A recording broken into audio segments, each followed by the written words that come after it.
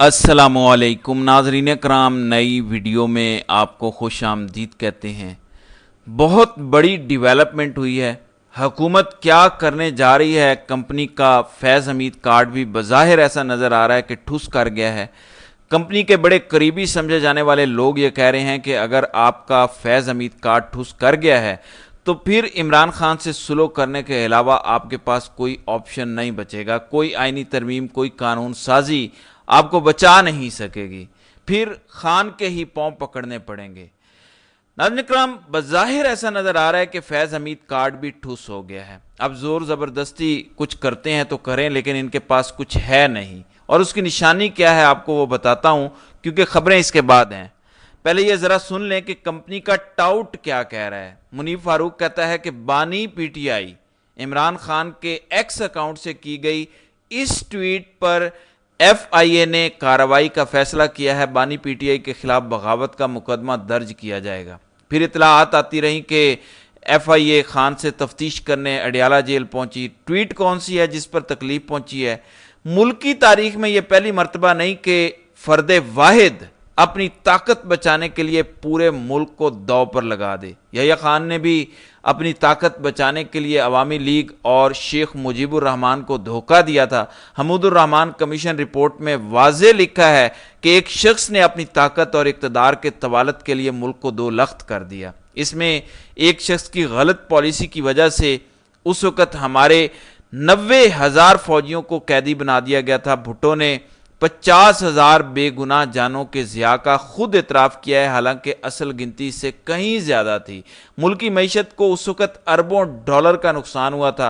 आज भी हम इस नुकसान का अजाला नहीं कर पाए।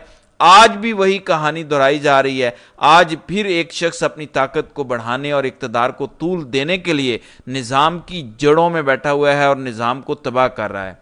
तो इमरान खान ने किसी का नाम नहीं लिया, लेकिन क्योंकि चोर की दाढ़ी में तिनका है तो कहा जाएगा कि देखे साइबर क्राइम है, चीफ जस्टिस के खिलाफ बात की गई है, तौहीन अदालत की गई है, फलां बात है। तो बहुत सारी बातें इसमें से निकाली जाएंगी, लेकिन जो बगावत का नाम लिया जा रहा है, यहां से पता चलता है कि इमरान खान को डराने के लिए फैज़ हमीद के हवाले से जितने कार्ड खान के सामने रखे गए हैं वो फेल हो गए हैं। अब पाकिस्तान का निज़ाम कैसे चलता है मैं आपको ज़रा शॉर्ट में बता दूं।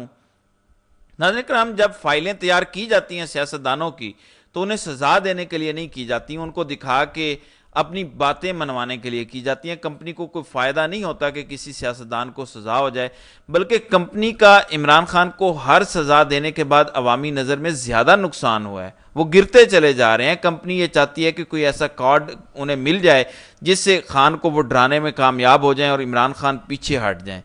फैज़ हमीद को जब पकड़ा, ये बहुत बड़ी अलगार थी कि पता नहीं उसे ज़बरदस्ती मार पीट के कुछ मनवाया होगा, क्योंकि ये मार पीट करवा कर ही कुछ कर सकते हैं। तो इमरान खान को डराने के लिए ये बहुत बड़ा हरबा है, लेकिन अभी तक वहां से कुछ सामने आया नहीं। बज़ाहिर नज़र आता है, और इमरान खान क्योंकि डरे नहीं है, अगर वहां से कुछ आ भी गया है, अगर उन्होंने कुछ बयान दे भी दिया है और इमरान खान को कुछ दिखाया गया होगा, पैगाम भेजा गया होगा कि फैज़ हमीद ने तो ये बोल दिया है, इमरान खान क्योंकि अभी तक झुके नहीं हैं तो अब अगले केसेस तैयार हो रहे हैं, क्योंकि बज़ाहिर खान के खिलाफ कोई केस बाकी है नहीं और इमरान खान को उसूली तौर पर तो बाहर आ जाना चाहिए।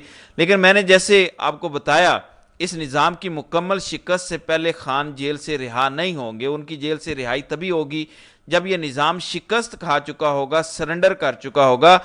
अगेन, मीठा चूरन खरीदना है तो ज़रूर खरीदें। हकायक यही है कि निज़ाम की शिकस्त से पहले खान रिहा नहीं होंगे, और इसीलिए मैं आपको कुछ चीज़ें बताना चाहता हूं जो आपको बताएंगी कि निज़ाम कर क्या रहा है।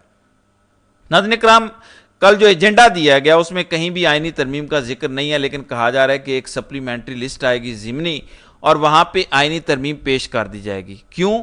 मैं जो समझ पाया हूँ वो ये है, और ख्वाजा आसिफ का कल का बयान है कि कल कौमी असम्बली में आईनी तरमीम पेश की जाएगी, नंबर्स पूरे हैं।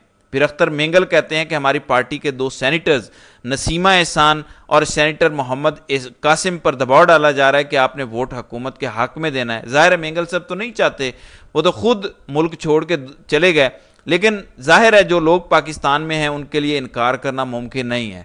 तो इस तरह से वोट तोड़े जा रहे हैं। पीटीआई के अंदर से एक लिस्ट सामने आई जिसमें रियाज फतियाना, सादुल्ला बलोच, अमीर सुल्तान, महबूब सुल्तान, औरंगजेब खिची और मुबारक जेब का नाम आया। फिर दोबारा ये खबरें आई कि ये 3 नाम صاحبزادہ محبوب الرحمان، امیر سلطان اور ریاض فتیانہ وغیرہ یہ کنفرم ملک سے باہر ہیں. یہ خبریں آئیں. اس کے بعد پھر کہا کہ کچھ لوگ اگر ملک سے باہر ہیں انہیں کہا جا رہا ہے کہ جو ہم نے پاسپورٹ بلاک کیے ہوئے ہیں آپ اگر ووٹ دے دیتے ہیں آ کے تو وہ ان بلاک ہو جائیں گے اور آپ کو پکڑا نہیں جائے گا. یہ لالچ دے کر ان کو بلایا جا سکتا ہے آئینی ترمیم کے لیے. لیکن ایک تیسرا اینگل جو مجھے ابھی سمجھ آیا، ناظرین اکرام، اگلا ہفتہ مجھے یہ محسوس ہو رہا ہے کہ مخصوص نشستوں کا فیصلہ آ سکتا ہے، اور یہ تفصیلی فیصلہ ایسا فیصلہ ہو سکتا ہے جس کے بارے میں سبھی یہ کہہ رہے ہیں کہ عدلیہ کی طرف سے اگر آخری ریزسٹنس ہونی ہے اس آئینی ترمیم کے خلاف اور لوگوں نے اگر اپنی نوکریاں بچانی ہیں، منصور علی شاہ اور منیب اختر کو چیف جسٹس بننا ہے، تو یہ مخصوص نشستوں کا تفصیلی فیصلہ آخری ریزسٹنس ہے، ورنہ ادھر سے آئینی ترمیم ہوگی اور ادھر سے مکو ٹھپ دیا جائے گا عدلیہ کا. اپنی مرضی سے یا تو قاضی کو ایکسٹینشن مل جائے گی یا پھر امین الدین خان یا جمال خان مندوخیل کسی ایک کو جج چیف جسٹس بنایا جائے گا، جو ظاہر ہے پاکستان کے لیے تباہ کن ہوگا. لیکن ایک تیسری آپشن جو میں بار بار سوچ رہا ہوں وہ یہ ہے کہ حکومت کے نمبرز پورے نہیں ہیں لیکن وہ بلف کھیل رہے ہیں، یہ سارا ماحول بنا کے لوگوں کو اغوا کر کے، کسی کی ماں بیٹی بہن اٹھا کے، ظاہر ہے اغوا کر کے وہیں ووٹ تو نہیں ڈلوائیں گے، اسمبلی میں پہنچائیں گے. اسمبلی میں ایک بندہ پی ٹی آئی کے بینچ پر بیٹھا ہوگا، پی ٹی آئی کیسے اسے ووٹ دینے کی اجازت دے دے گی؟ اور وہ بندہ وہاں سے نکل کے باہر کیسے جائے گا ووٹ ڈال کے؟ وہ اپنے حلقے میں کیسے جائے گا؟ وہ اپنے گھر کیسے جائے گا؟ لوگ تو اس ٹائم پاگل ہوئے ہیں، لوگ تو چھوڑیں گے ہی نہیں. بظاہر تو کمپنی مار پیٹ کے سب کچھ کروا سکتی ہے، لیکن آؤٹ سائڈ چانسز یہ ہیں کہ محض ڈرایا جا رہا ہے کہ منصور علی شاہ مخصوص نشستوں کے فیصلے میں کچھ چیزیں ڈیلیٹ کر دیں، وہ چیزیں باہر نہ آئیں، اس فیصلے کا حصہ نہ بنے جس سے اس حکومت کو نقصان پہنچ سکتا ہے. بعض لوگ تو اس حد تک جا رہے ہیں کہ پورا الیکشن ہی کویسچنیبل بنایا جا سکتا ہے اس فیصلے میں، جس کی بنیاد پہ پھر آگے election petitions open and shut ہو جائیں گی کہ ہاں جی یہ تو الیکشن ہی ٹھیک نہیں ہوئے. تو اس بنیاد پہ اگلی پٹیشنز میں بھی فائدہ ہو سکتا ہے جو آلریڈی دائر ہوئی ہیں اس الیکشن کی شفافیت کے حوالے سے، انسانی حقوق کی خلاف ورزیوں کے حوالے سے پٹیشنز ہیں. منصور علی شاہ کو ایک نرم فیصلہ دینے کے لیے بھی یہ ڈراوے دیے جا سکتے ہیں، منیب اختر کو بھی ڈرایا جا سکتا ہے. سچویشن کیسے بنے گی؟ ناظرین کرام، اگر قاضی کو 3 سال کی ایکسٹینشن دے دی جاتی ہے، یعنی اگر ایسی آئینی ترمیم آتی ہے، ویسے تو فضل الرحمان نے کہا ہے کہ میں فرد واحد کی ایکسٹینشن کے حق میں نہیں ہوں اور عمر بڑھانے کے حق میں نہیں ہوں، لیکن ہم ویسے تجزیہ کر لیتے ہیں، دیکھ لیتے ہیں 3 سال کی قاضی کو ایکسٹینشن ملتی ہے آج کی ڈیٹ سے، تو منصور علی شاہ پھر بھی چیف جسٹس بن جائیں گے 3 سال بعد. لیکن منیب اختر ریٹائر ہو چکیں گے اور ان کو زیادہ مسئلہ بھی منیب اختر سے ہے.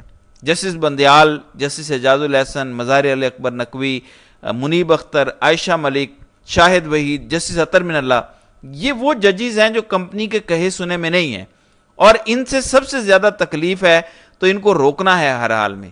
ایک اینگل تو یہ ہے. لیکن مثلا فضل الرحمان کھڑا ہوتا ہے فرسٹ ٹائم اور ترمیم ہی نہیں ہو پاتی اور قاضی صاحب کی ایکسٹینشن نہیں ہوتی، تو دوسرا یہ ہے کہ ججوں کی روٹیشن کی پالیسی آ جائے اور ہائی کورٹس میں 3 یا 5 ججز کی لسٹ آ جائے جس میں سے آپ اپنی مرضی کا چیف جسٹس چن لیں اور اس کے تقرری کا طریقہ بھی ایسا رکھا جائے کہ ہر وقت کمپنی انٹرفیئر کر کے اپنی مرضی کا جج چوز کر سکے.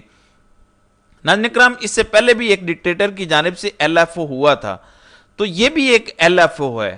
جج اس کے تحت ایکسٹینشن لیں گے، عمر بڑھانی ہے یا کسی کی تقرری ہوتی ہے تو ایسا سمجھ لے کہ یہ پی سی او کا جج ہوگا. بس سمپل سی بات ہے، مشرف نے ڈائریکٹ مارشل لا لگا کے یہ کیا تھا، موجودہ بادشاہ ان ڈائریکٹ مارشل لا لگا کے وہی کر رہا ہے جو مشرف کر چکا ہے. تو یہ ساری صورتحال ہے. لیکن بلف بھی بڑا ہو سکتا ہے کہ منصور علی شاہ یا تو ہماری بات مان جائیں یا تو ہمیں گارنٹی دے دیں کہ اگر وہ بن جاتے ہیں چیف جسٹس تو وہ الیکشن کو نہیں چھیڑیں گے، فارم 47 کو نہیں چھیڑیں گے، پھر تو ٹھیک ہے، ورنہ قاضی کی ایکسٹینشن ہوگی. اگر نہیں ہوگی تو امین الدین خان اور جمال خان مندوخیل ان میں سے کسی کو چیف جسٹس بنایا جا سکتا ہے. تو یہ ایک حکومت کا پلان جو ہے وہ اس وقت سامنے آ رہا ہے. تو دیکھتے ہیں آج اسمبلی کا سیشن ہوتا ہے یا نہیں، اور پھر اس اسمبلی کے سیشن میں واقعی یہ چیزیں پیش کی جاتی ہیں یا نہیں، اور اگر پیش کی جاتی ہیں تو آگے اس کا رزلٹ کیا نکل کر سامنے آتا ہے. تو ناظرین اکرام، آپ کی اس ویڈیو کے حوالے سے کیا رائے ہے؟ آپ اپنی رائے کا اظہار کامنٹ سیکشن میں ضرور کیجیے گا.